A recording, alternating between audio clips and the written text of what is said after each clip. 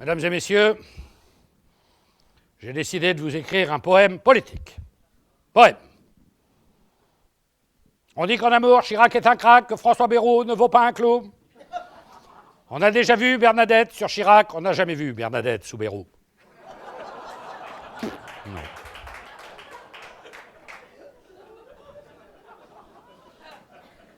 Non, je ne suis pas sûr qu'il faille encourager ce genre de poésie. D'ailleurs, c'est décidé, aujourd'hui, je ne vous parlerai pas des hommes politiques, je me contenterai de vous parler de leurs chiens. Sans vouloir succomber à l'anthropomorphisme, il y a chez l'animal un certain mimétisme qui fait que bien souvent, il faut le reconnaître, il y a des ressemblances entre un chien et son maître, et j'irai même plus loin, si l'on observe bien, il y a parfois des maîtres qui ressemblent à leurs chiens. Tel un caninologue, j'ai pu dans la pratique observer tous les chiens de nos hommes politiques, j'ai disséqué leur vie, chaque jour au quotidien, j'ai observé les mœurs de nos politiciens. Un exemple au hasard, le chien de François Bayrou. Un chien des Pyrénées, un berger, un patou. Il y a de ça quelques années, son maître lui a confié un troupeau d'électeurs, il devait les garder, les uns après les autres. Ils se sont fait la malle.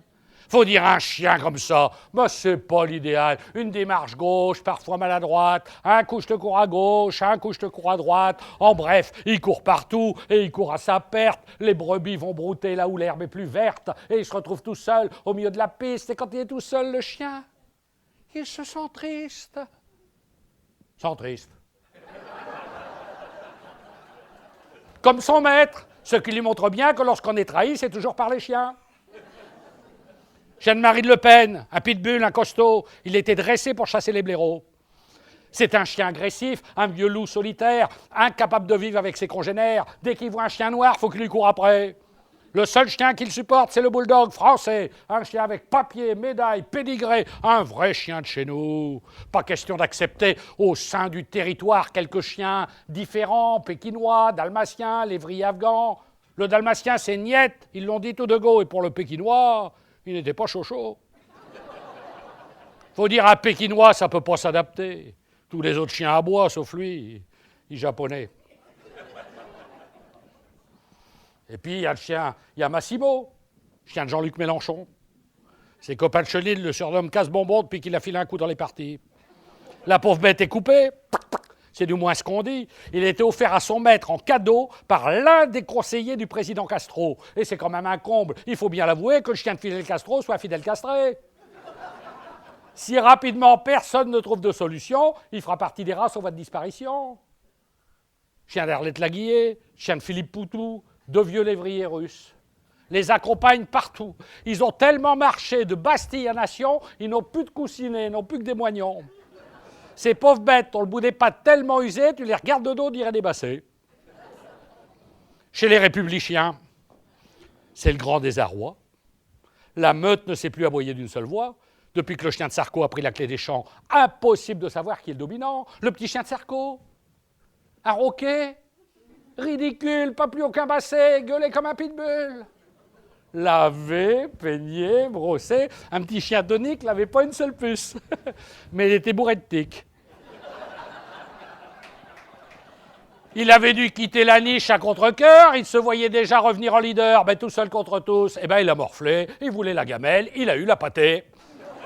Avec pour résultat, à la fin du voyage, un peu moins de sarcophiles et plus de sarcophages.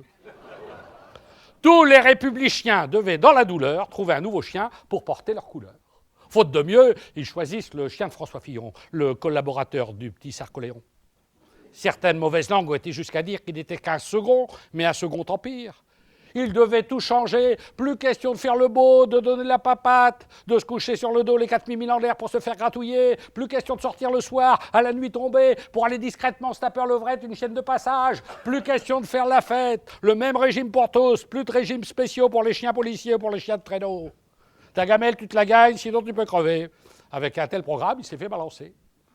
Le premier chef KO, le deuxième au tapis, il faut un troisième chef. Et la meute a choisi, après des mois d'errance de tergiversation, le chien de Laurent Wauquiez.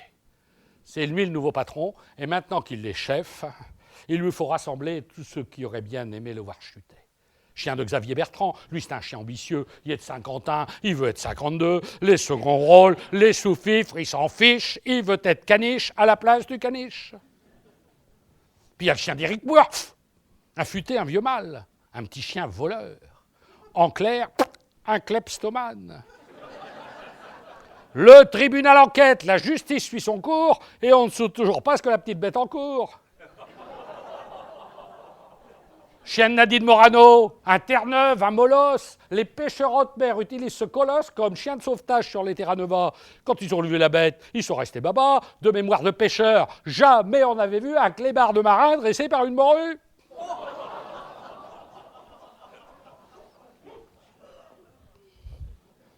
Dans la niche socialiste, la meute est en émoi. Depuis qu'ils ont perdu le chien du père François, il n'y a plus personne pour garder la maison.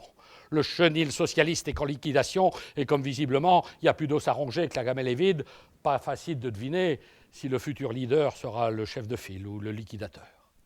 Tout le monde voyait Brutus, le berger catalan, le chien de Manuel Valls, un berger dominant, l'ancien chef policier. Il devait tout changer, ses copains de chenil l'ont envoyé valser.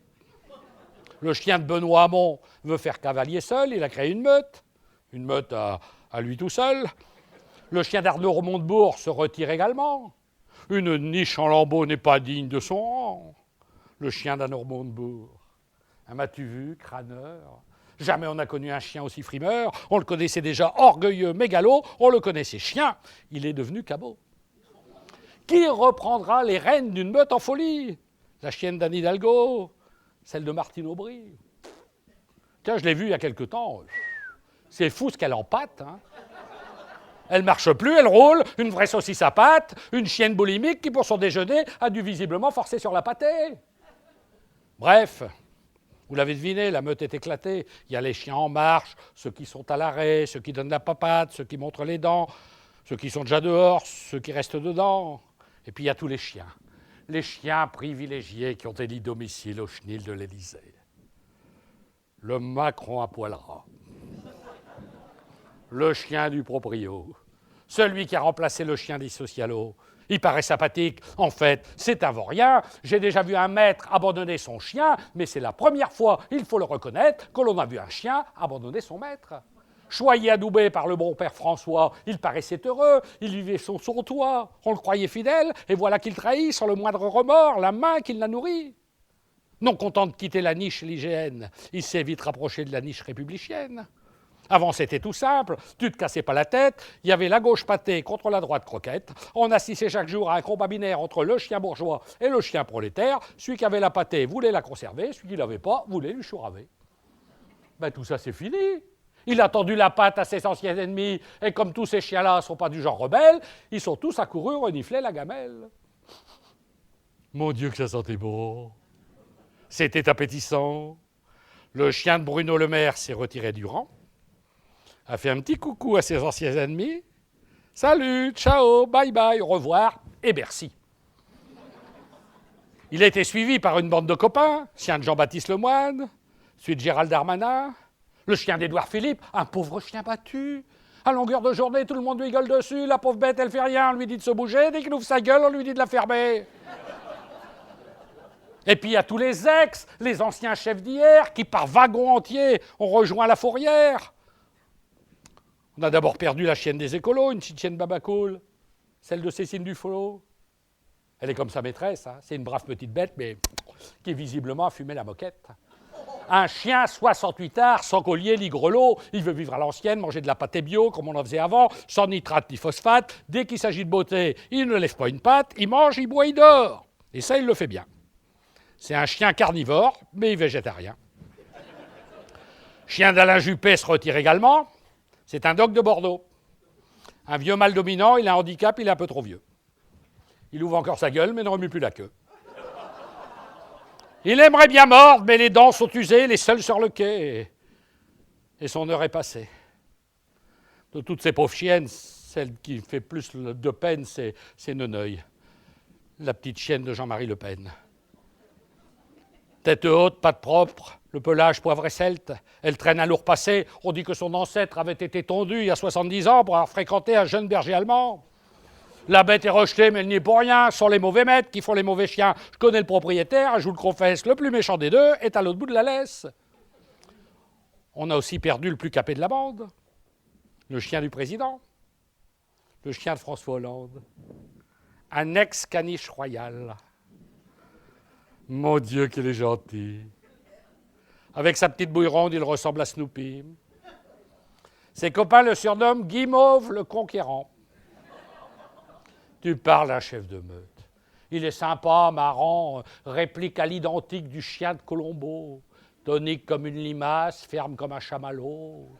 C'est chien, papy, sympa, consensuel. Et donc consensuel, on a sensuel, merci madame.